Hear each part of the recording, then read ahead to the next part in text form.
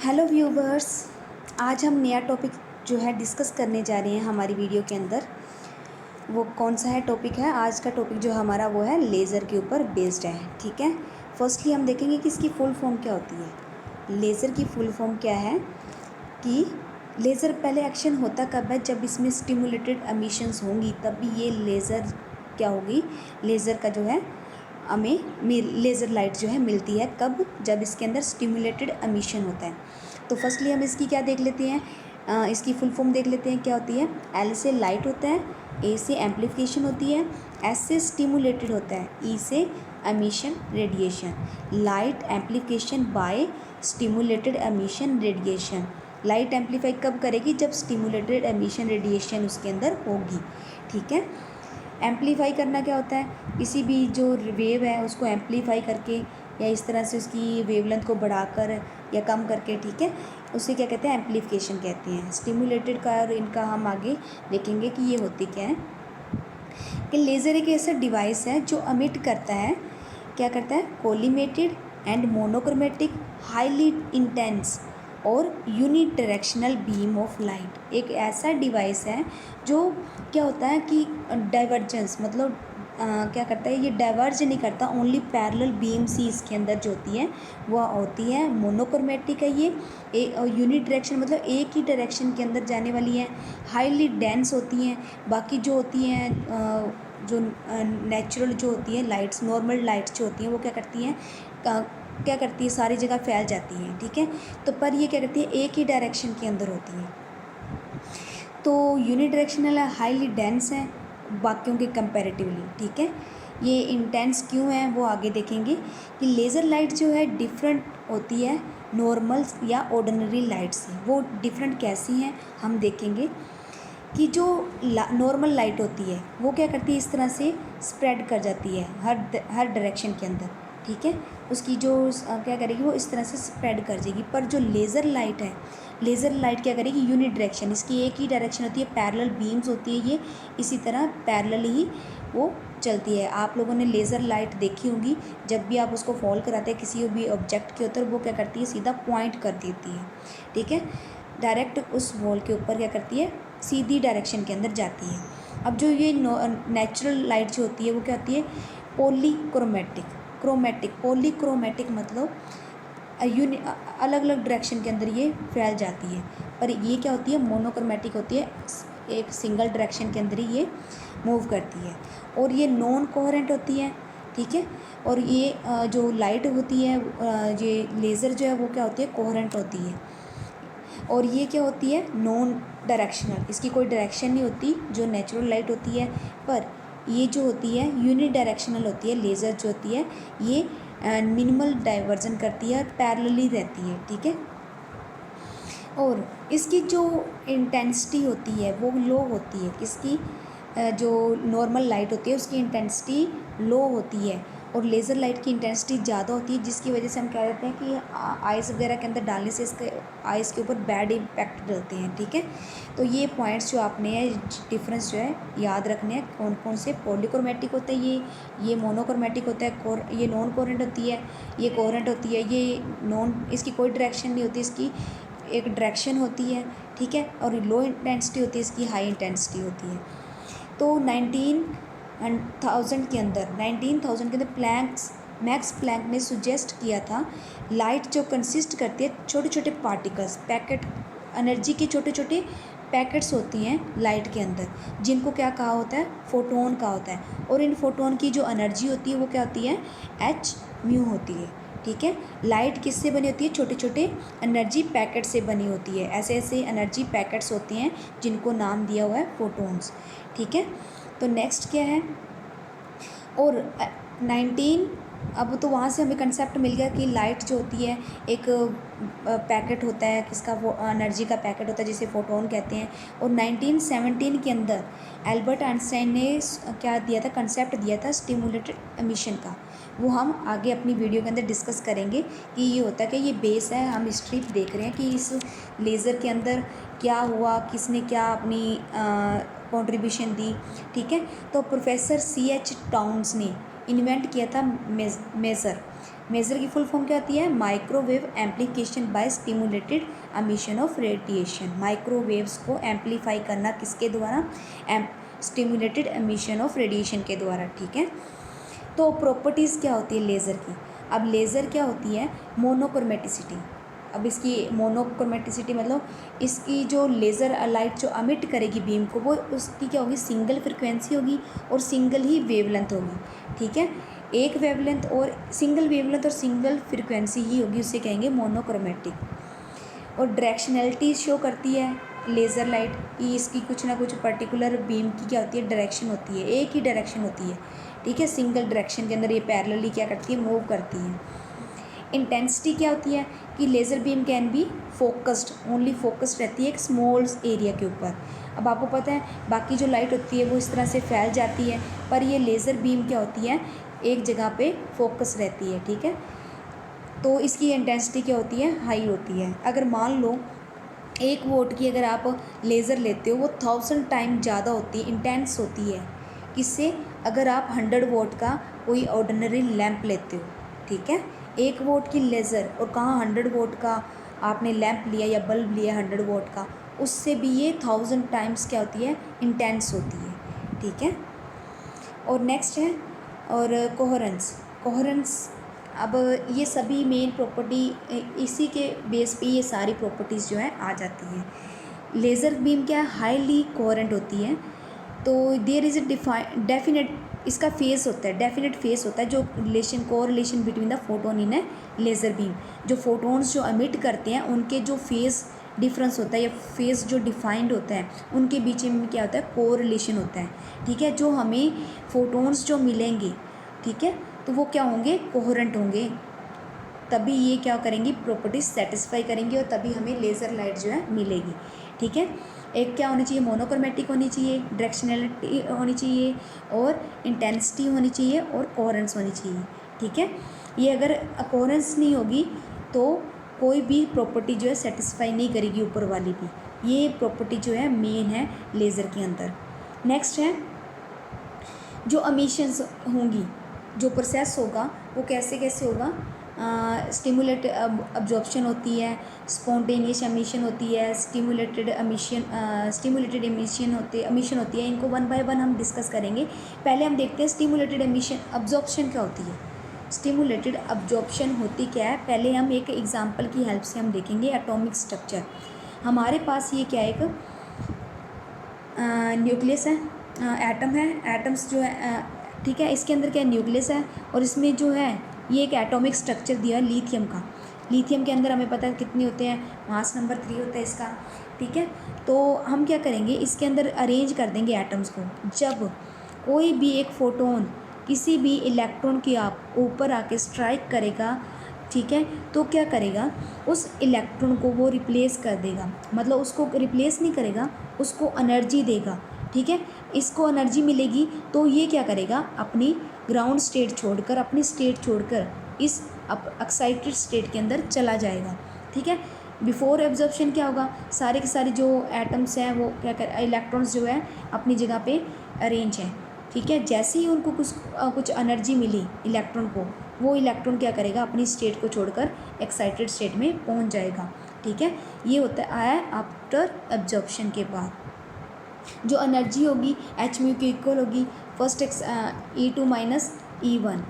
ठीक है, अब नेक्स्ट है, अब इसी को शो किया है, कोई भी फोटोन जब आ रहा है इसको जब एनर्जी मिलेगी तो ये क्या करेगा? अपनी स्टेट छोड़कर कहाँ पहुँच जाएगा? एक्साइटेड स्टेट में पहुँच जाएगा आफ्टर एब्जॉर्प्शन। अब है स्पॉन्टेनियस। ये तो था कौन से वाला हमारा? Stimulated absorption. अब्जॉर्प्शन मतलब इसमें एनर्जी को अब्जॉर्ब किया, देन क्या किया इसने? उसको अब एनर्जी अब्जॉर्ब करने के बाद इलेक्ट्रॉन कहाँ चला गया? एक्साइटेड स्टेट में चला गया। ठीक है, अब नेक्स्ट जो है स्पॉन्टेनियस एमिशन।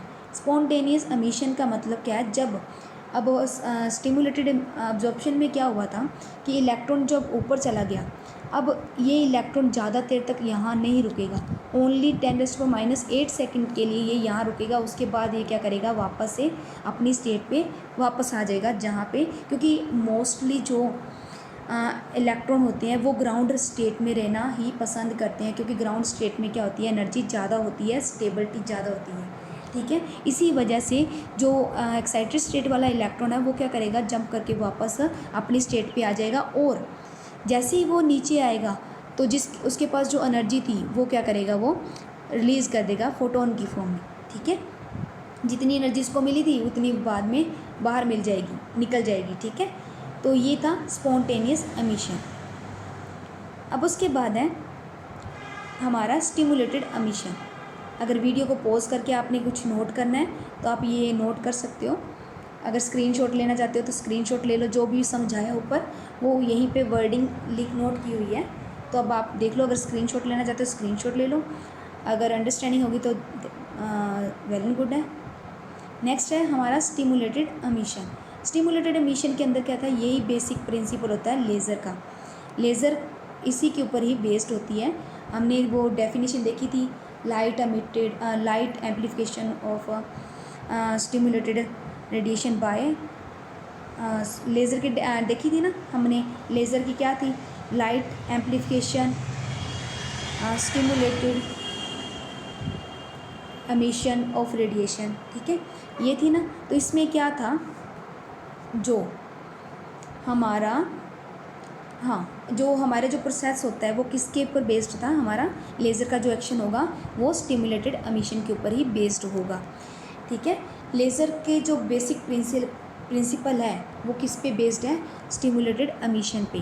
ठीक है, तो ये सुजेस्ट किसने किया था, आइंस्टाइन ने इसे सुजेस्ट किया था 1917 के अंदर। हुआ क्या था, स्टिमुलेटेड एमिशन के अंदर होता क्या है कि कोई भी अगर एक्साइटेड स्टेट के अंदर कोई इलेक्ट्रॉन बैठा है, अब हमें पता है वो 10⁸ सेकंड तक ही वहाँ रुकता है, उसके बाद क्या करता है, वो अपने ग्राउंड स्टेट के ऊपर वापस आ जाता है।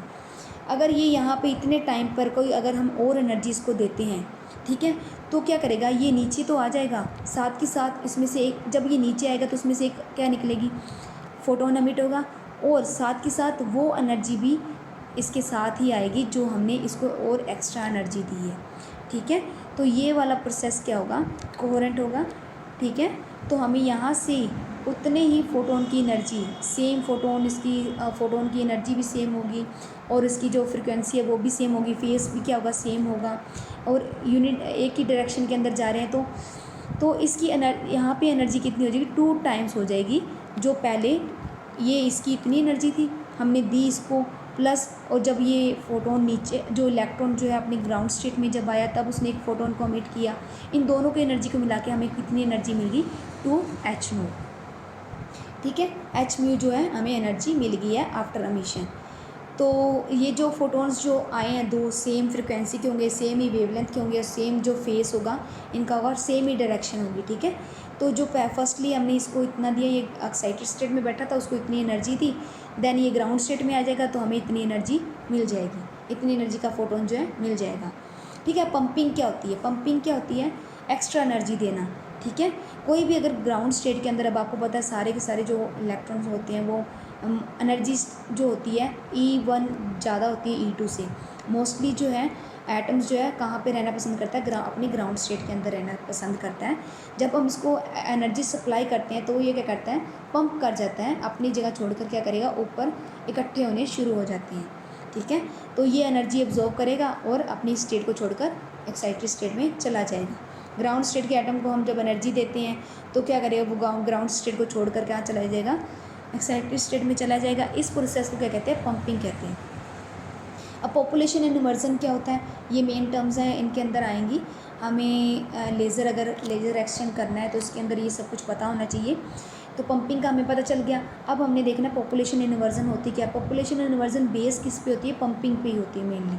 ठीक है, अब पंपिंग के अंदर क्या आता है, हमारे पास जो जनरल हमारी इक्वेशन होती है, जो एनर्जी स्टेट जो होती है हमारी, जो E1 होता है हमेशा ग्रेटर देन होता है E2 के। पर पॉपुलेशन इन्वर्जन में क्या होगा, उल्टा हो जाएगा कि जो E2 होगी, अगर E2 ग्रेटर देन होगा, मतलब एक्साइटेड स्टेट की एनर्जी अगर ज़्यादा होगी तभी क्या होगा, पॉपुलेशन इन्वर्जन पॉसिबल है, अदरवाइज़ नहीं। ठीक है, लेज़र एक्शन भी तभी पॉसिबल होगा। ठीक है, तो पॉपुलेशन इन्वर्जन की कंडीशन क्या है कि जो एनर्जी है वो क्या होनी चाहिए, एक्साइटेड स्टेट की ज़्यादा होनी चाहिए ग्राउंड स्टेट की एनर्जी से। तो नेक्स्ट क्या है, कि अब जैसे कि हमने क्या किया है, हमारे पास 3 स्टेट्स, ये क्या एक्साइटेड स्टेट है, ये ग्राउंड स्टेट है, और बीच में हमने क्या किया, एक मेटास्टेबल स्टेट ड्रॉ कर दी।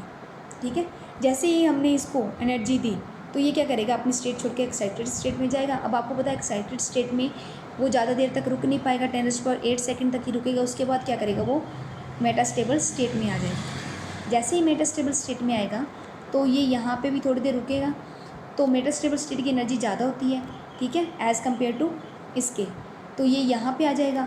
देन क्या करेगा, ये फिर से क्या करेगा, अपनी पोजीशन पे ग्राउंड स्टेट पे आएगा। जैसे ही ये ग्राउंड स्टेट पे आएगा तो वैसे ही ये लेज़र बीम को प्रोड्यूस करेगा। ठीक है, ये बोल्ट्जमैन स्टैटिस्टिक्स ने इक्वेशन दी थी जिसकी वजह से हम नंबर ऑफ़ एटम्स जो है निकाल सकते हैं कि किस स्टेट में कितने नंबर ऑफ़ एटम्स जो है प्रेजेंट है। पॉपुलेशन इन्वर्जन हम इसकी हेल्प से जो है निकाल सकते हैं। N2/N1 = e⁻ℎ/kT। ये पॉपुलेशन इन्वर्जन फाइंड करने का फॉर्मूला है जो बोल्ट्जमैन स्टैटिस्टिक्स ने अपनी इक्वेशन में दिया था। ठीक है, तो N1 क्या होती है, नंबर ऑफ़ एटम जितने प्रेजेंट होते हैं E1 स्टेट में, एनर्जी E1 में। E2 क्या होते हैं, number of atom present in E2। E3 में जो नंबर ऑफ़ एटम प्रेजेंट होंगे वो N3 होंगे। ठीक है, तो ये इस तरह से इक्वेशन है किसकी, पॉपुलेशन इन्वर्जन फाइंड करने की। नेक्स्ट जो है कि ब्लॉक डायग्राम दी हुई है किसकी, लेज़र की। अब हमें पता है कि अब लेज़र के जो है मीडियम होते हैं, कंपोनेंट्स होते हैं, अलग अलग कंपोनेंट्स हैं जिनकी हेल्प से जो लेज़र एक्शन जो है कंप्लीट होता है। तो कौन कौन से हैं, पहला होता है एक एक्टिव मीडियम, दूसरा होता है पंपिंग सोर्स, एनर्जी सोर्स जिसे हम एनर्जी देंगे, तीसरा होता है ऑप्टिकल रेजोनेटर। ठीक है, या रेजोनेटर, ऑप्टिकल रेजोनेटर। ठीक है, तो अब इस ब्लॉक डायग्राम की हेल्प से हम समझेंगे कि किस तरह से ये जो लेज़र एक्शन जो है होगा। हमने क्या किया, यहाँ पे 2 मिरर लगा दिए। ये काम क्या करेंगे, रिफ्लेक्शन का। ठीक है, इस मिरर से कम्प्लीटली रिफ्लेक्शन होगी, टोटली जितनी भी हमें रेडिएशंस मिलेंगी वो सारी की सारी क्या करेगी, रिफ्लेक्ट कर जाएंगी। पर इस मिरर से क्या करेगी, ओनली 98% क्या करेंगी, पार्शली रिफ्लेक्शन होगी, मतलब 98% तो रिफ्लेक्ट हो जाएगी, ओनली 2% क्या करेंगी, इसमें से पास कर जाएंगी। ठीक है, और जो पास करेंगी वही हमें क्या कर देंगी, लेज़र लाइट देंगी। ठीक है, तो बीच में हमने क्या किया, एक एक्टिव मीडियम रख दिया, और इधर से हमने पंपिंग की। तो यहाँ से एक रेजोनेटर कैविटी है, रेजोनेटर कैविटी, इधर से भी हम क्या करेंगे, इसको एनर्जी प्रोवाइड करेंगे। ठीक है, इलेक्ट्रिकली भी वो प्रोवाइड कर सकते हैं, किसी तरह से केमिकल एनर्जी भी हम इसको प्रोवाइड कर सकते हैं, कुछ भी है। ठीक है, तो हम देखते हैं इसका प्रोसेस क्या है कि अब जब भी अगर आपने लेज़र एक्शन करवाना है, अब हमें पता है कि लोअर स्टेट के अंदर जो नंबर ऑफ़ एटम्स जो होते हैं, इलेक्ट्रॉन्स जो होते हैं वो ज़्यादा होते हैं। क्यों, क्योंकि जो मोस्ट स्टेबल स्टेट यही होती है, यहाँ पे एनर्जी ज़्यादा होती है तो सभी यहीं पे रहना पसंद करते हैं। कंफर्टेबल जोन में यही होता है ना, कंफर्टेबल जोन में रहना, कंफर्ट जोन में रहना सभी को बहुत पसंद होता है। इसी तरह इलेक्ट्रॉन को भी बहुत पसंद है हायर एनर्जी स्टेट में रहना। ये वाली क्या एनर्जी ज़्यादा होती है, E1 ग्रेटर देन क्या होता है, E2 से। ठीक है, तो जैसे ही ये कौन सी होती है, थर्मोडाइनमिक इक्विलिब्रियम स्टेट होती है, जहाँ पे N1 क्या है, N2 से ज़्यादा होते हैं। मोस्टली यही होता है। अगर हमने लेज़र एक्शन करवाना है तो क्या करना पड़ेगा, इसका उल्टा करना पड़ेगा। कैसे, लेज़र एक्शन तभी पॉसिबल है जब N2 जो होगा ज़्यादा होगा N1 से। तो हमें क्या करना है, इधर हमें ज़्यादा एनर्जी देके इलेक्ट्रॉन्स को यहाँ पे भेजना पड़ेगा, तभी क्या होगा, लेज़र एक्शन जो है पॉसिबल होगा। ठीक है, तो पॉपुलेशन इन्वर्जन में हमने देखा था कि क्या होता है कि हमें एनर्जी E2 को ज़्यादा रखने पड़ेगा अगर लाइट अमिट करवानी है, या लाइट हमें चाहिए। तो अगर E2 को E1 से ज़्यादा रखोगे तभी आपको लेज़र लाइट जो है मिलेगी, अदरवाइज़ नहीं। ठीक है, तो हम फर्स्टली हम देखेंगे मेन कंपोनेंट कौन कौन से हैं, एक्टिव मीडियम है, सेकंड कौन सा है, पंपिंग सोर्स है, थर्ड है ऑप्टिकल कैविटी कह लो या रेजोनेटर कैविटी कह लो। ठीक है, पंपिंग से क्या करेंगे, हम एनर्जी देंगे। हमने ये ब्लॉक डायग्राम ऑलरेडी डिस्कस कर लिया है, तो हम आगे देखेंगे। तो एक्टिव मीडियम में क्या होता है, एक्टिव मीडियम में नंबर ऑफ़ इलेक्ट्रॉन जो होते हैं ग्राउंड स्टेट में ज़्यादा होते हैं। ठीक है, तो अगर ये थर्मल इक्विलिब्रियम की कंडीशन है, थर्मोडाइनमिक इक्विलिब्रियम कंडीशन है, जहाँ पे नंबर ऑफ़ इलेक्ट्रॉन जो है ज़्यादा है N2 से N1 के अंदर। N1 के अंदर ज़्यादा है N2 से, ठीक है। तो अगर हमने पॉपुलेशन इन्वर्जन करवाना है तो क्या करना पड़ेगा, हमें N2 को ज़्यादा करना पड़ेगा, ठीक है। या कह दो कि एनर्जी E2 ग्रेटर करनी पड़ेगी E1 से, तभी क्या होगा, पॉपुलेशन इन्वर्जन जो है पॉसिबल हो पाएगा।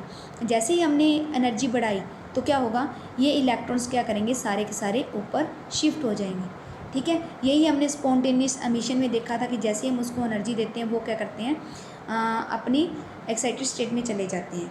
तो एक्साइटेड स्टेट में गए हुए हैं तो अब ये क्या करेंगे, वापस आएंगे।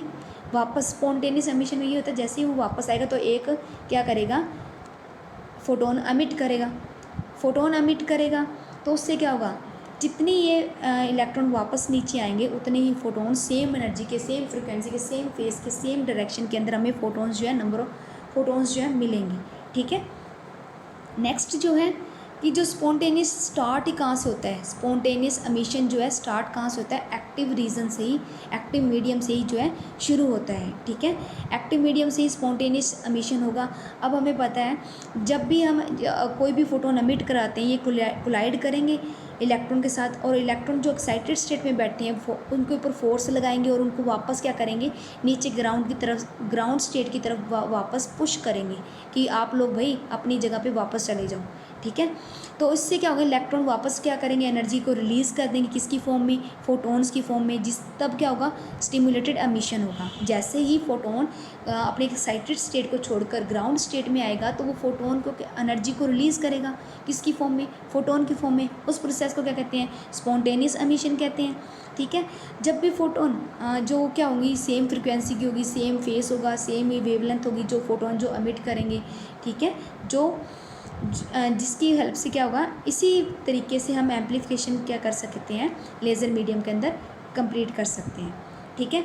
तो स्टिमुलेटेड एमिशन अगर स्टिमुलेटेड एमिशन अगर करवानी है तो उससे पहले हमें क्या करवाना है, स्पॉन्टेनियस एमिशन के द्वारा ही ये क्या है, स्टिमुलेटेड एमिशन जो है पॉसिबल होगी। तो पंपिंग क्या है, पंपिंग में क्या होगा, हमें एक्स्ट्रा एनर्जी देनी पड़ेगी, उसकी वजह से क्या होगा, वो अपनी स्टेट को छोड़कर उधर जाएगा, अगली क्या करेगा, एनर्जी एब्जॉर्ब करके क्या करेगा, वो एक्साइटेड स्टेट में जाएगा, ठीक है। तो N2 की जो हमें क्या करना पड़ेगा, इसमें पॉपुलेशन इन्वर्जन, इस the process by which population inversion N2 greater than N1 होना चाहिए लेज़र सिस्टम के लिए, उसे क्या कहते हैं, पंपिंग कहते हैं, ठीक है। दैट इस तरह के जो मेथड्स होते हैं पंपिंग के, वो डिपेंड करते हैं nature of the medium, active medium पे डिपेंड करते हैं कि उसका नेचर कैसा है। अगर वो सॉलिड स्टेट उसका नेचर है, सॉलिड स्टेट लेज़र है, तो हम क्या करेंगे, जैसे सॉलिड स्टेट के अंदर हम रूबी लेज़र मान ली, रूबी लेज़र के अंदर हम कौन सा यूज़ करेंगे, पंपिंग कौन सी यूज़ करेंगे, ऑप्टिकल पंपिंग को यूज़ करेंगे, ठीक है। सॉलिड स्टेट के अंदर लेज़र जो रूबी लेज़र होता है वो सॉलिड स्टेट के अंदर होता है, तो हम कौन सी उसके अंदर पंपिंग यूज़ करेंगे, ऑप्टिकल पंपिंग यूज़ करेंगे, ठीक है। तो अगर गैसियस लेज़र है तो जैसे गैसियस लेज़र में कौन सा होता है, हीलियम एंड नियॉन लेज़र जो होता है वो गैसियस स्टेट में होता है, गैसियस लेज़र कह सकते हैं उनको। तो उसमें हम कौन सी पंपिंग यूज़ करेंगे, इलेक्ट्रिकल पंपिंग यूज़ करेंगे, ठीक है, इन प्रोसेस को करवाने के लिए।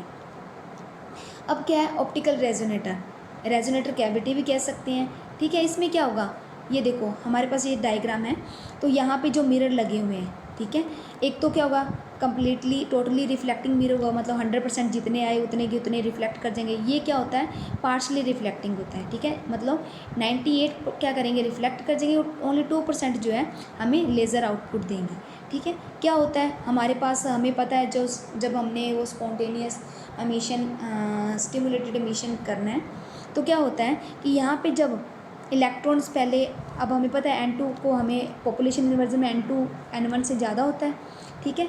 तो जैसे ही ये इलेक्ट्रॉन के ऊपर कोई पंपिंग हमें एक्स्ट्रा एनर्जी देंगे तो क्या करेंगे, इसमें से इलेक्ट्रॉन्स जो है बाहर निकलेंगे और अपनी ग्राउंड स्टेट में आएंगे, तो यहाँ से फोटोन इमिट होंगे। ये फोटोन्स क्या करेंगे, कुछ इधर करेंगे, ये क्या करेंगे, रिफ्लेक्ट कर जाएंगे, यहाँ से रिफ्लेक्ट करके वापस इधर टकराएंगे, फिर यहाँ से टोटली वो पार्शली रिफ्लेक्टिंग होंगे, तो उसमें से ओनली 2% क्या करेंगे, फोटोन्स जो है इस मिरर में से पास करेंगे, जो हमें क्या देंगे, लेज़र आउटपुट देंगे, ठीक है। तो उसके बाद क्या है कि जो हमें लाइट रिफ्लेक्शन के बाद जो मिरर में से पास होके मिलेगी एक्टिव मीडियम में से, तो वो क्या होगी उसकी जो वेवलेंथ होगी लेज़र की, वो डिपेंड करती है अलाइनमेंट पे, वो किस तरह से अलाइन किया हुआ है मिरर, या डिज़ाइन कैसा है मिरर, ठीक है। तो एक्टिव मीडियम और जो डिवाइस हमने यूज़ किया है वो किस तरह का है, ये स्पिनिंग मिरर भी ले सकते हैं, उसके अंदर फ़िल्टर वाला भी यूज़ कर सकते हैं, ऑब्जॉर्बर भी यूज़ कर सकते हैं, उसकी जगह पे ऑप्टिकल रेजोनेटर भी हम यूज़ करते हैं, ताकि हमें वेराइटीज़ ऑफ इफ़ेक्ट्स जो है लेज़र के मिल सकें, ठीक है।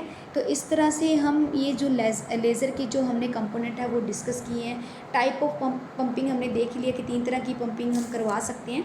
ऑप्टिकल पंपिंग होती है, इलेक्ट्रिकल पंपिंग होती है और केमिकल पंपिंग होती है।